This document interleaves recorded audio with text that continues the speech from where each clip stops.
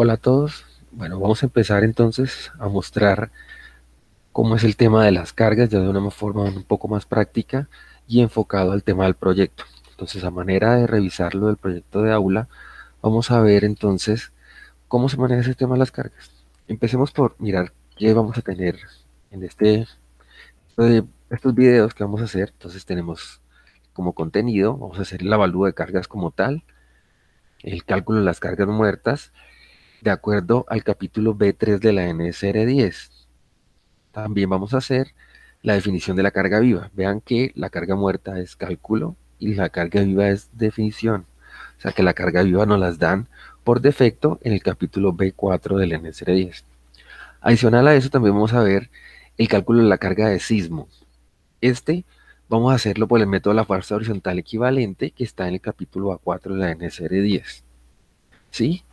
Y por último, calcular las derivas de acuerdo al capítulo A6 de la NSR. Entonces, ya con esto es lo que vamos a hacer ahorita en cuanto a cargas. Una vez tengamos estas cargas definidas, ¿sí? Vamos a verlo cómo vamos a hacer la modelación de eso para el ETAPS 9. Entonces tenemos la introducción de una geometría general, definir los materiales, predimensionar y selecciones transversales. Colocamos las cargas que vimos antes en el modelo, muertas, vivas y de sismo, y por último el cálculo de las derivas. Entonces, el objetivo principal es manejar los dos temas. Por ahora, empecemos con el avalúo de las cargas. Tenemos las cargas muertas. Entonces, ¿qué es una carga muerta? Primero, hay que entender, para que sabe que es una carga muerta, hay que entender que hay dos tipos de carga muerta. La primera es una carga muerta que es sobreimpuesta. Esta es la carga que es producida por elementos que se consideran permanentes sobre la estructura, pero que no componen la estructura, no la componen, pero pueden ser permanentes, ¿sí?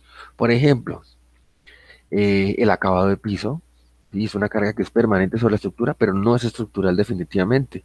Yo puedo tener todo tipo de acabados, en madera, en porcelanato, cerámicas, caucho incluso, ¿sí? Incluso puedo no tenerlo, pero hace parte de lo que es carga muerta, permanente sobre la estructura, pero no hace parte de ella.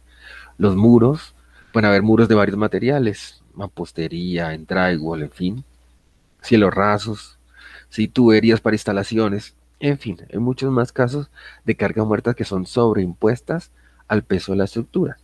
También tenemos el peso propio. El peso propio es la otra parte, es la carga que produce el peso de los elementos que componen la estructura. Entonces, por ejemplo, tendríamos las vigas, las columnas, las placas y lo que pueda tener, riostras, si tiene, en fin, todo lo que haga parte de la estructura, viguetas, todo lo que haga parte de la estructura. Eso en cuanto a cargas muertas. ¿Qué es lo que nos da a entender eso? Que todas las cargas muertas son cargas verticales, cargas que van en sentido de la gravedad. Ahora, las cargas vivas. Como decía al principio, las cargas vivas son definidas. Entonces, estas son cargas debido al uso de la estructura, ¿sí? En general se considera como carga viva todo aquello que tenga movimiento. Por ejemplo, pues las personas, muebles, ¿sí? Carros, equipos móviles, etcétera. Entonces, estas cargas también se consideran como cargas verticales. Noten algo, ¿por qué son definidas? Porque yo no puedo saber cuántas personas van a haber en una casa. Pueden haber muchas o muy pocas. Entonces, ¿cómo saber cuánto es una carga adecuada? Entonces, lo mejor es que venga por normativa. La normativa nos dice, para una casa vamos a colocarle tanto de carga viva. Entonces, ellos ya hicieron su estudio probabilístico por allá para decir cuánto puede ser una buena carga para colocarle para una casa o para una biblioteca o para un almacén, ¿sí? O sea, sin necesidad de llegar yo a pensar que cuánto pesan los muebles, cuánto pesan las personas, cuánto tengo que sacarle, no, eso está definido. Ese es el tema de la carga viva, siempre está definida, es porque precisamente es muy difícil calcular cuánto puede ser. Ahora, en cuanto a la carga sísmica, son cargas inducidas en la estructura por acción de un movimiento del suelo. Vean que aquí la palabra clave es inducida, o sea, no son cargas producidas por el sismo, sino que se inducen por acción del movimiento. ¿A qué me refiero con eso? Que cuando tiembla, la estructura empieza a moverse para todas partes.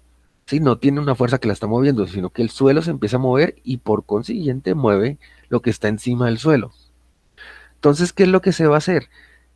Equivalente a esos movimientos, es como si yo lo colocara unas fuerzas que mueven la estructura. Entonces yo voy a calcular esas fuerzas que me producirían unos movimientos de diseño, o sea que mi procedimiento es al revés. Calculo unas fuerzas que me producirían un movimiento de diseño, un movimiento sísmico, ¿sí? No como sucede en la realidad, que es tiembla, ¿sí? Y hay unos desplazamientos que yo no podría medir. Entonces, en eso consiste el tema de la carga sísmica.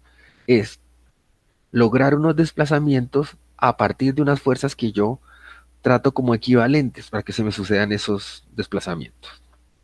Para eso vamos a utilizar el método de la fuerza horizontal equivalente, ¿sí? Vean lo que cuando hablamos de sismo, estamos hablando todo de fuerzas horizontales.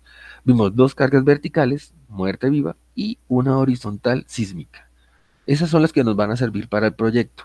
No vamos a considerarle ni viento, ni empuje de tierras, ni nada adicional. Solamente vamos a colocar estas que son las que nos interesan para el tema del proyecto que vamos a realizar. Entonces, está claro que estamos trabajando con una carga horizontal que no es la real, sino que es equivalente. Entonces, veamos en qué consiste ese método de la fuerza horizontal equivalente. Método de fuerza horizontal equivalente. Es eso. Tengo una estructura y vamos a suponer o a calcular unas fuerzas horizontales colocados a un nivel de piso que me van a producir unas deformaciones tal como sucedería si yo tengo un evento sísmico.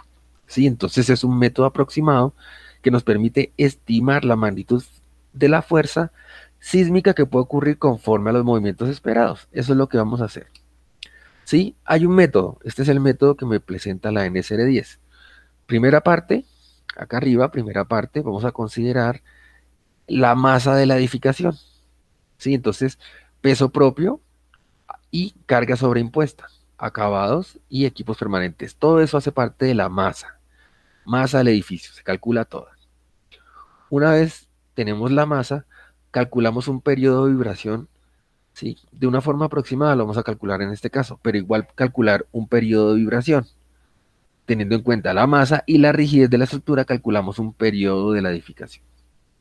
Con este periodo vamos a estimar cuánto puede ser la aceleración sísmica, aceleración espectral. Esto se hace basado en el espectro de diseño. Cuando lo veamos van a ver que hay una gráfica de espectro. Esto de espectro es una colección de valores máximos de aceleración que se han presentado en sismos medidos en Colombia y en el mundo, hay veces. Entonces se saca una gráfica de este estilo, que esta es la gráfica de aceleración. Esto me da en fracción de la gravedad. Este SA me da en fracción de la gravedad, o sea que es adimensional. Entonces calculo estos tres. ¿Qué es lo que voy a hacer? Voy a calcular un cortante en la base. Este cortante en la base es básicamente segunda ley de Newton. Masa por aceleración igual a una fuerza. Masa la acabo de calcular y la aceleración, como esta es fracción de la gravedad, entonces lo multiplico por la gravedad y me viene dando aceleración. Entonces esto es masa por aceleración igual a fuerza. ¿Sí? Y esta fuerza yo la voy a distribuir con un método estadístico, voy a distribuirla en cada piso. Vean que aquí yo puedo tomar SA por G como aceleración por la masa o mg que es peso por S sub A, que también me da la fuerza. Cualquiera de las dos las puedo hacer y ya verán que en el método que vamos a hacer en el ETAPS es mejor tomar mg, o sea, peso por S sub A igual a cortante sísmico. Cuanto a las derivas, por definición, una deriva ¿qué es? Es el desplazamiento que hay entre dos puntos colocados sobre la misma línea vertical en una edificación para niveles consecutivos. ¿Esto qué es? Observen aquí. Si yo quiero saber cuánto vale esta deriva 5, están sobre el mismo punto, sobre la misma línea vertical, entonces lo que hago es restar el desplazamiento desde aquí hasta acá menos el desplazamiento desde aquí hasta acá, o sea, este pedacito. Resto este total menos este y me da el desplazamiento relativo sobre la misma línea vertical. Véalo, delta de I menos delta de I menos 1, donde I viene siendo el número del piso. O sea, para el 5 es delta de 5 es igual al desplazamiento del piso 5 menos el desplazamiento de 5 menos 1 del 4. ¿sí? Entonces tomo este menos este y me da la deriva 5. Eso lo hago para todos los pisos. 5, 4, 3, 2 y en el uno pues simplemente será el desplazamiento porque aquí teóricamente arranca en cero. ¿Listo? Entonces, esta es la definición de la deriva. Es un movimiento relativo entre los dos. Al ser un movimiento relativo, su límite está planteado, el límite de la deriva es el máximo valor permitido, está planteado a nivel de porcentaje. El porcentaje es, la máxima deriva permisible es el 0,01 de la altura del piso, o sea, el 1% de la altura del piso. ¿Qué quiere decir? Que si desde aquí hasta aquí mide 3 metros, yo podría deformarme, voy a tener una deriva de máximo 3 centímetros, máximo 3 centímetros. ¿Sí? Para estructuras de pórticos en general. Las de mampostería se pueden tener hasta 0,5, o sea, menos, tiene un límite menor. Nosotros para el proyecto que vamos a manejar es 1% de la altura del piso.